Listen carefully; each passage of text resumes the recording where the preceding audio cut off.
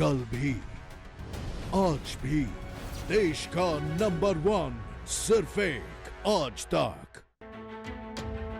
LAC पर चीन से तनाव के बीच भारत को बड़ी सफलता मिली है। पहले स्वदेशी एयरक्राफ्ट कैरियर आईएनएस विक्रांत के निर्माण का काम पूरा हो गया है और जल्द ही बंगाल की खाड़ी और हिंद महासागर में इसे टेस्टिंग के लिए उतारा जाएगा।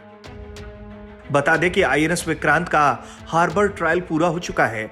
जब आईएनएस विक्रांत को समुद्र में उतारा जाएगा तो इसकी पूरी क्षमता का आकलन किया जाएगा और यह पता लगाया जाएगा कि अब यह समुद्र में सेवा देने लायक बन चुका है या नहीं। बेसिन ट्रायल के दौरान इस एयरक्राफ्ट कैरियर के इस्तेमाल की गई तकनीक की परीक्षा होगी। वर्तमान में भारतीय नौसेना के पास आईएनएस विक्रमादित्य नाम का एयरक्राफ्ट कैरियर है। स्वदेशी तकनीक से बनाए गए आईएनएस विक्रांत को साल 2023 तक नौसेना में शामिल करने का लक्ष्य रखा गया है। आईएनएस विक्रांत की लंबाई 262 मीटर है और इसका निर्माण कार्य कोचिन शिपयार्ड में साल 2009 में शुरू हुआ था। इस एयरक्राफ्ट कैरियर की बात करें तो इस पर एक साथ 26 लड़ाकू विमान और 10 हेलीकॉप्टर की तैनाती की जा सकती है।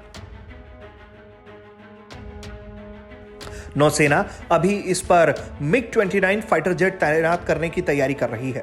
स्वदेशी एडवांस हल्के लड़ाकू हेलीकॉप्टर ध्रुव को भी इस पर तैनात किया जाएगा।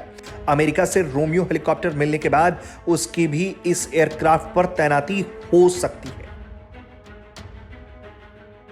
भारतीय नौसेना के बेड़े में शामिल होने के बाद इसे पूर्व समुद्री तट विशाखापत्तनम में तैनात करने की योजना बनाई जा रही है।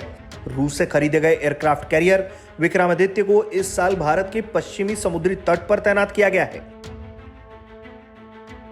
भारतीय नौसेना 3 एयरक्राफ्ट कैरियर बैटल ग्रुप बनाने की भी कोशिश में जुटी है।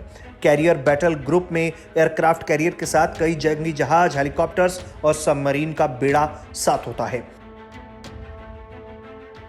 जब बात आत्मनिर्भर भारत की होती है तो देश की काबिलियत को देखकर होती है। दुनिया के दूसरे देशों से मित्रवत संबंध होने के कारण पहले खुद के प्रोडक्शन के साथ साथ भारत दूसरे देशों के साथ भी व्यापार खूब करता था। लेकिन हाल के वक्त में यह दिखा है जो खुद को भारत का दोस्त बताते थे वो सबसे बड़े धोखेबाज साबित हो रहे हैं। ऐसे में रोजमर्रा का सामान हो या फिर रक्षा सुरक्षा, हर जगह भारत आत्मनिर्भर होने की तरफ तेजी से बढ़ रहा है और आने वाले दिनों में और भी ज्यादा उम्मीद है कि भारत सुरक्षा उपकरण को अपने देश में ही तैयार करेगा, जिसकी शुरुआत हो चुकी है। ब्यूरो रिपोर्ट, भारत तक।